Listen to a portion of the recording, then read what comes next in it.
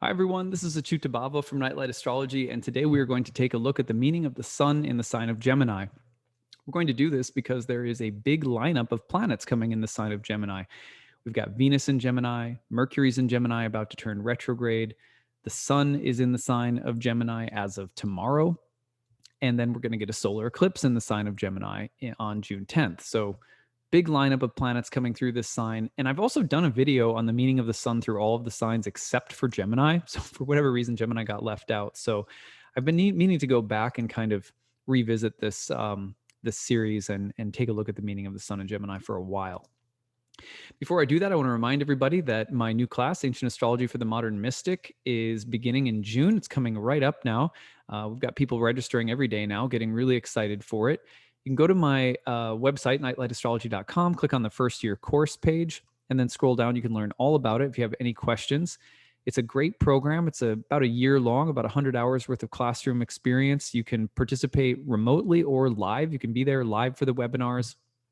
You can also follow along remotely if your time zone doesn't allow. All the recordings are there for you. There's also guided homework, quizzes, optional, reading assignments throughout the class, tons of bonus lectures. There's breakout study sessions with my staff. You can reach out to me with questions about the material at any point in time.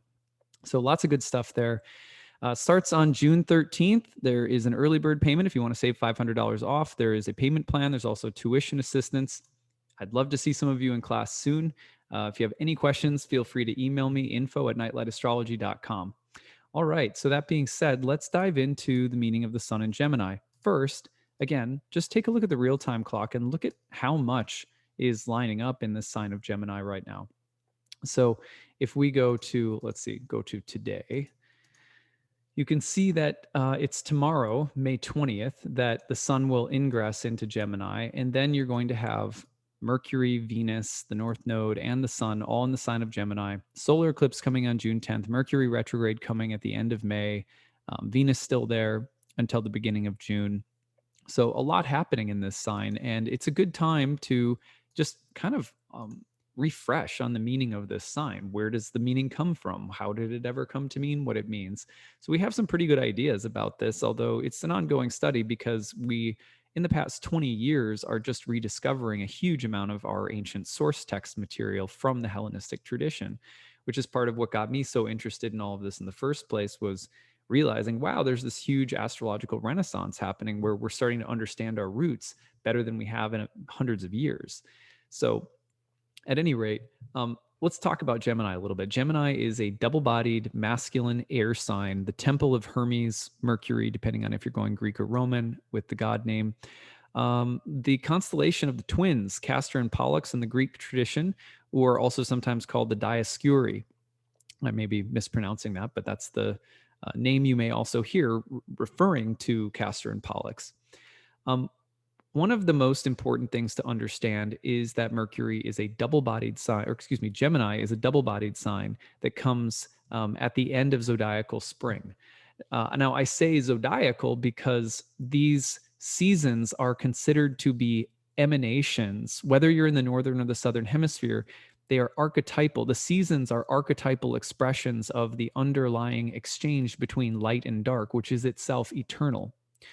So they're like these metaphysical principles that have to do with the exchange between light and dark, masculine, feminine, yin or yang, and the seasons are an expression or a reflection of them. The zodiac is not rooted in the literalness of the seasons. The literalness of the seasons are an emanation or a reflection of the zodiac, and so they're relative. And this means that I always tell people, like, if you wanted to, you could flip the zodiac, reorient it backward in the southern hemisphere, and you'd probably still get really great results. But you don't have to. You can also use the symbolic orientation of the northern hemisphere's zodiac wherever you are, because it's not meant to be taken so literally as to say, well, it was the literal influences of the season that made the zodiac what it was. That's not at all the case. Remember, this is divinatory symbolic language. So you could have a planet in any seasonal sign of the zodiac being born in a totally different season of the year, and that planet will still take on the characteristics of that mythos and archetypal quality of the season, even though it's not at that season of the year at all. So I always just preface this kind of conversation by saying, don't take the literalness of the seasons. Don't take the seasons literally when doing astrology, because you'll start banging your head against walls that make it really complicated. So at any rate, and I've done literally probably at least 1,000 or 2,000 clients in my life from the Southern Hemisphere whose readings have been outstandingly accurate, even though I might talk about they were born, say, an Aries sun. Of course, that's not necessarily the spring in the Southern Hemisphere, right? That doesn't mean that their life is going to conform to a Libran symbolism, the polar opposite sign. So, in my experience, again, the seasonal orientation is relative and mythic/archetypal. Anyway, we can chew on that debate another time. I'm saying that now so that I don't get a million comments and questions, because it always happens when I do this kind of video. Anyway, double-bodied masculine air sign, place of Hermes Mercury. The double-bodied nature means that it's of two natures. One comes off from the season before it, and the other side of the double-bodied sign starts feeding into the season that comes after it. So it participates in the fluctuation between two seasons. Those seasons have to be understood not in terms of weather, right, but in terms of the quality of light, the exchange or relation between light and dark as metaphysical principles. So when you look at Gemini, for example, one of the things that's happening is the light is about to peak, and then the darkness is about to start returning. So Gemini represents the cusp between the end of the ascent of light and the beginning of the descent of the light, or the return of darkness. Similarly, the other Mercury ruled sign, Virgo, comes at the end of summer, when the summer is ending and autumn is beginning. And so once again, we have light handing over to darkness. One, as the light is peaking and the dark just starts returning. The other, as the darkness is about to fully take over at the autumn equinox. So Mercury rules the double-bodied signs where darkness comes back, or darkness is returning somehow.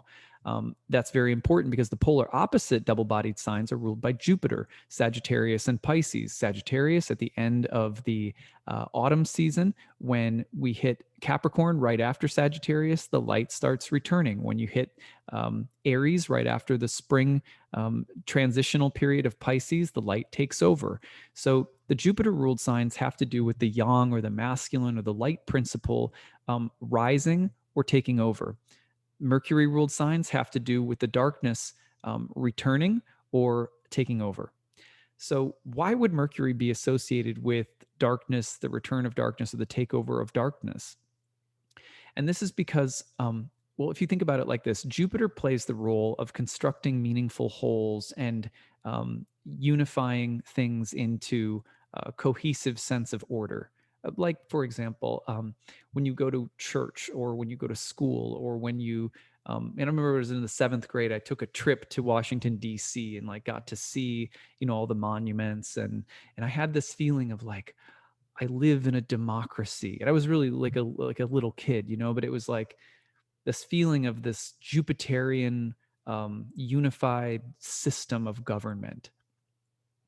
And those things exist in our lives, whether it's how you order your life on the day to day, what kinds of principles or ethics or practices, if it's that give you a sense that life is meaningful and whole.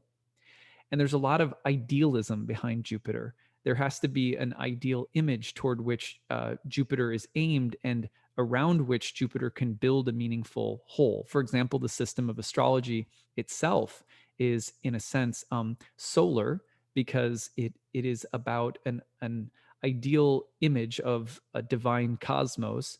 And Jupiter is sort of the chief demigod, you could say, that holds the whole system around that ideal together. So, but in nature and in life, as many great avatars and wisdom traditions have taught us, things fall apart and the center cannot hold. We talked about that yesterday in a talk that I was doing with Venus and Saturn. Saturn often being another principle that is related to disintegration and decay.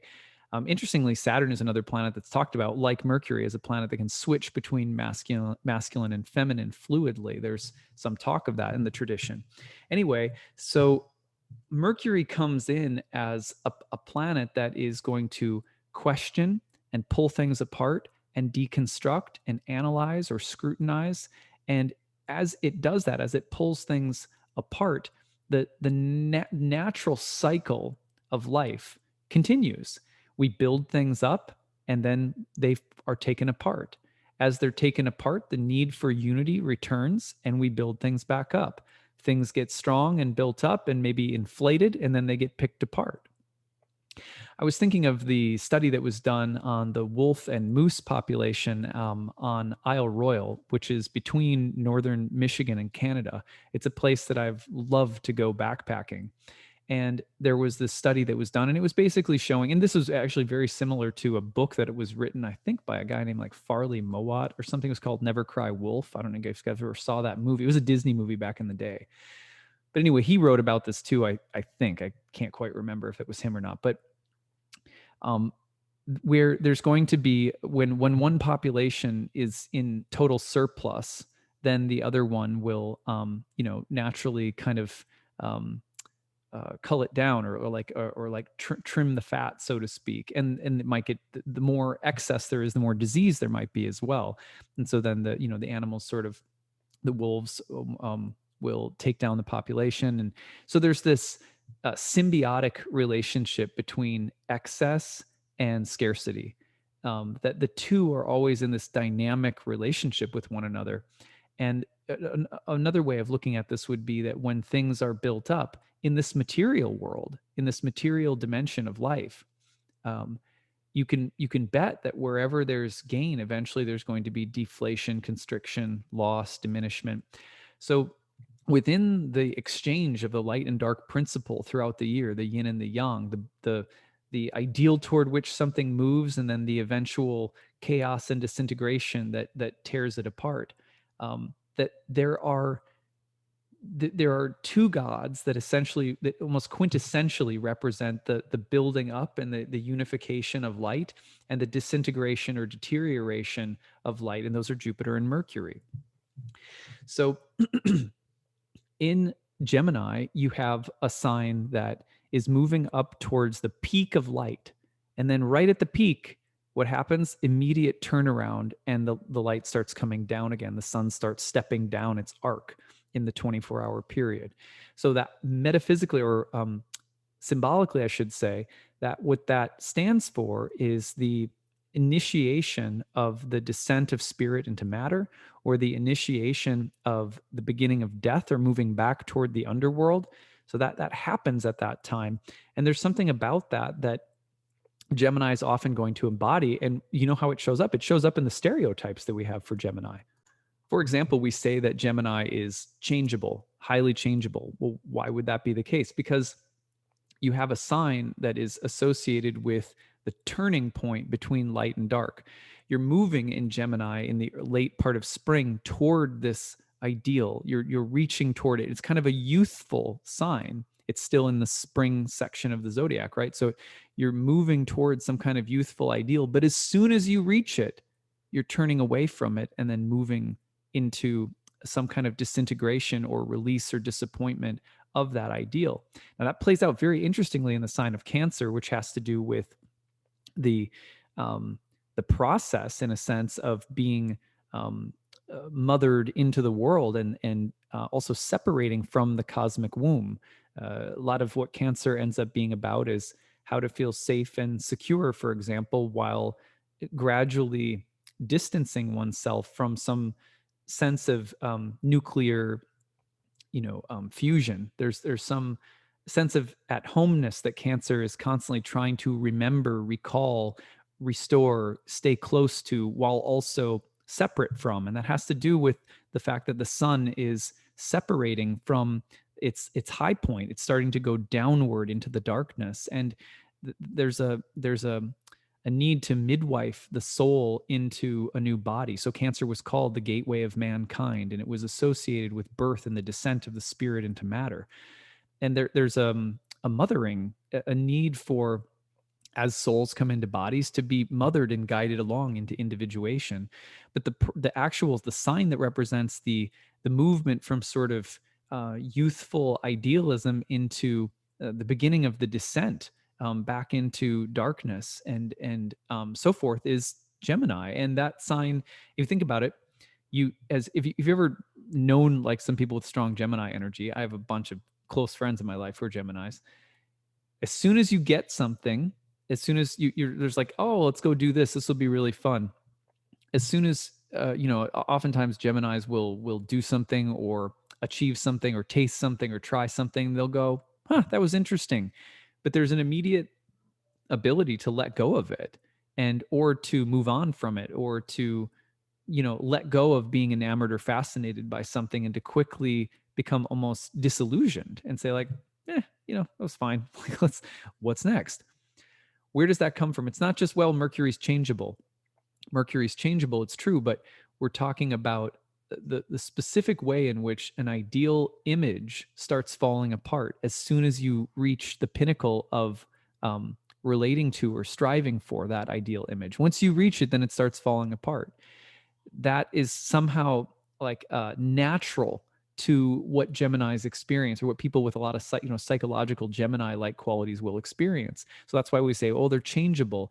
Well, the downside of that would be duplicitous, which means that the same quality of saying one thing but then maybe meaning another, or kind of having some way of delivering to other people the experience of like, well, here's one thing, and then that thing that I'm telling you or saying that I am or convincing you of ends up to be not so substantive. It tends to fall apart or disintegrate.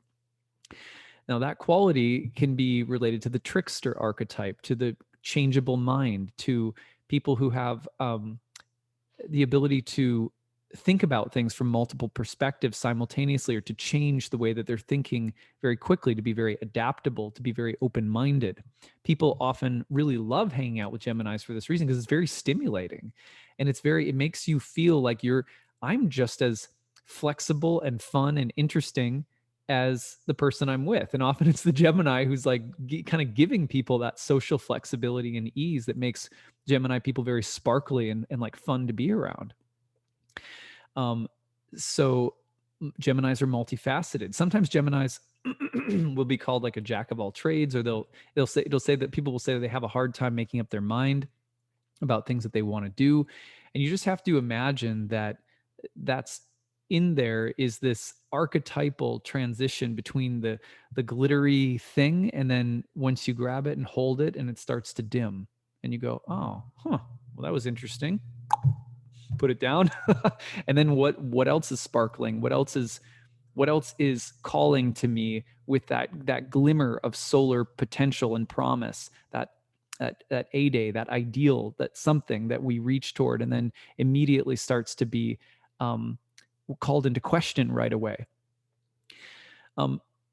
People say that Geminis are mental. Well, what does mental mean? Well, the etymology of mental means like the mind. But interestingly, if you look up the etymology also says, mental means to think.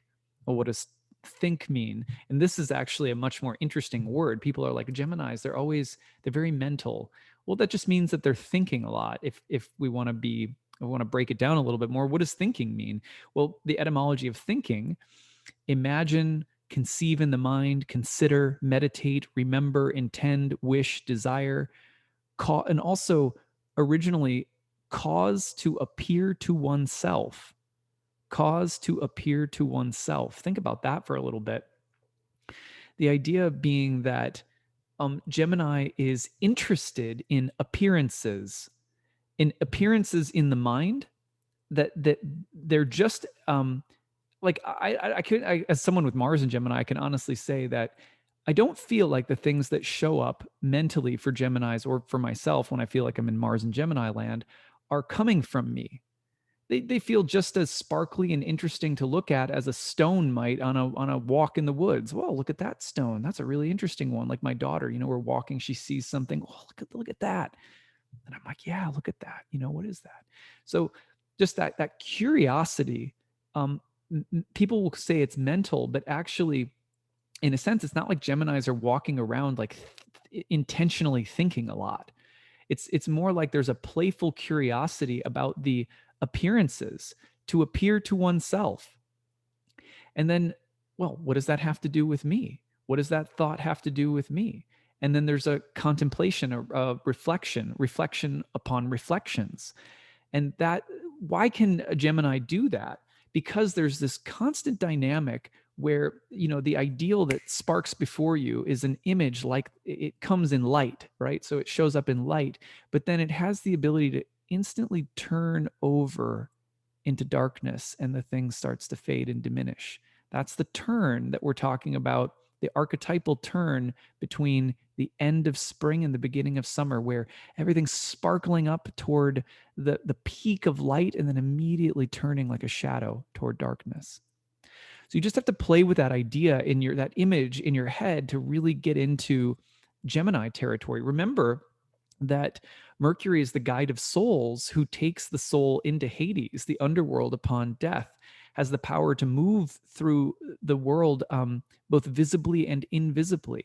So there's we need that, because in this world, life is a journey.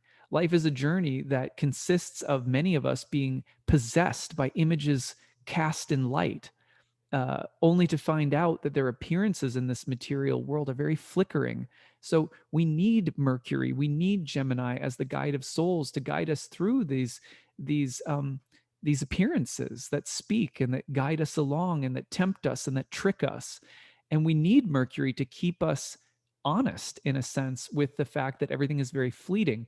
Even the most grandiose Jupiterian ideal, even the most, that the grandest sense of, well, everything's held together by these principles, and this, we put our faith in institutions in the world, whether it's the institution of family or of religion or of education or of our political party, or we put our faith in people, and whatever, we put our faith in grand ideas, ethical ideas, et cetera, et cetera. And in this world, eventually all of those things will be called into question. Eventually they will take that turn, insofar as we literalize them or concretize them materially. And Mercury is always there to remind us that we're being tricked, we're being duped, but that doesn't mean that Mercury is tricking you, or that Mercury is duping you.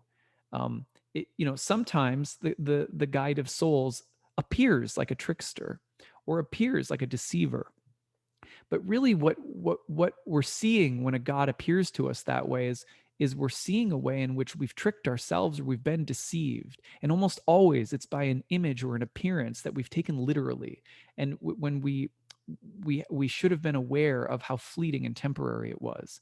So the perfect balance, in a sense, between Mercury Jupiter is, I need institutions in my life. I need order. I need a sense of a coherent cosmos, or a coherent way in which I'm being educated, or which I'm following ethical norms, or like, I need those things, but they will fall apart. And so I keep that in mind. I keep the tension between the temporary service that these things provide me with as a soul who's journeying home to God. Remember, Mercury had love affairs with goddesses, mortals, and nymphs.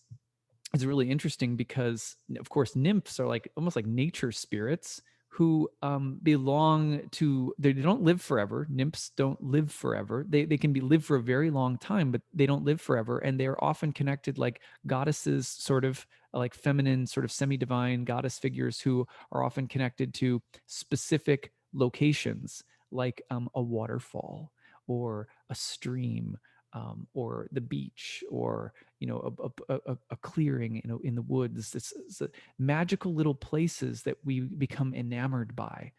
And in the same way, when we say that Hermes has love affairs with these nymphs, it's very similar to the idea of the little things, the little lights that catch our eye, and that we sort of get wrapped up in for a while, and we fall in love with them. So similarly, Mercury is a god who's lots of love affairs with nymphs, with the particular shiny things that take us into a little zone of experience, and sometimes little obsession even. And we get sort of obsessed with little pockets of experience in our life, little shows that we like, or little places that we like to go, or little things that we like to do, and we have little love affairs with these things. So Mercury also connected with those kinds of things. This is also why Gemini and Mercury are generally associated with things like polyamory, sort of ambiguous or um, um, very changeable sexual qualities or gender qualities or whatever. So, anyway, I think that it's safe to say that one of the best things that Gemini does for us is to remind us that we get caught. We get caught by these little, um, uh, we get caught by shining images and ideals. And it's okay to be caught with them as long as we also have that flexible ability to let go of them when it's time. We're, we're in, we're souls walking through life having lots of love affairs, lots of love affairs with little things, and they all end. And if we can keep that perspective, then the guide of souls will never be a trickster, not the kind anyway that's deceiving us and really, really like throwing us off our center. More likely that we'll experience the kind of the soul experiences the play of life, the Leela of life. There's a flirtation with life itself that starts to come in with the sign of Gemini.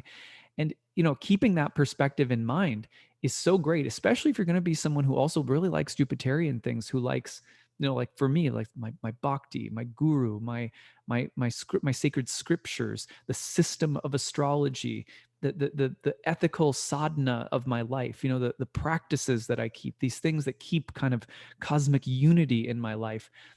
I have to hold that right next to this kind of flirtatious love affair with my experiences that come and go and that don't last. And I have to keep that perspective if I'm to stay in my practice as a yogi, right? So Hermes, there's not a religious tradition on earth that Hermes doesn't play a role in some way, in some teaching. So we just have to keep that in mind. Virgo, by contrast, is a very interesting. It's another mercurial sign that has a lot to say about the handover from light to dark as well. So that kind of the reminder that things are temporary, because in Virgo we're going into Libra, which is where we enter the underworld. So there's Virgo has a lot more to do with the reality of judgment, the reality of outcomes and consequences for actions. And if you go back actually into my videos, you can watch a video that I did on the meaning of the sun in Virgo, and I kind of break that down a bit more. But anyway, all of these things are things that we unpack in a lot more depth and detail in my program. So if you like this kind of thing, I'm just riffing. I just wrote down a few notes from one of my presentations and just decided to go off the top of my head because we hadn't done a video on the sun in Gemini. We got a whole bunch of planets coming up in Gemini. So I hope you guys enjoyed this today. If you are a Gemini, how else would you describe the sign of Gemini? Please leave your comments in the chat box below. I'd love to hear from you. I like hearing people's stories about how they live with these archetypes and what they've noticed about them. There's a lot more that could be said about Hermes and Gemini. One of my favorite, Gemini individuals was Tupac, who said, he said something along the lines of, life is like a game and you got to try to go around the board as many times as you can. I was like, that's such a Gemini thing to say. So anyway, you can look up, if you find any other meaningful Gemini references or Gemini people, leave those as well. I'd love to hear from you guys. I think I need to do a Mercury and Gemini video at some point too, so we'll probably do that. All right, that's what I've got for today. I hope you guys have a great day, and we'll see you again soon. Bye.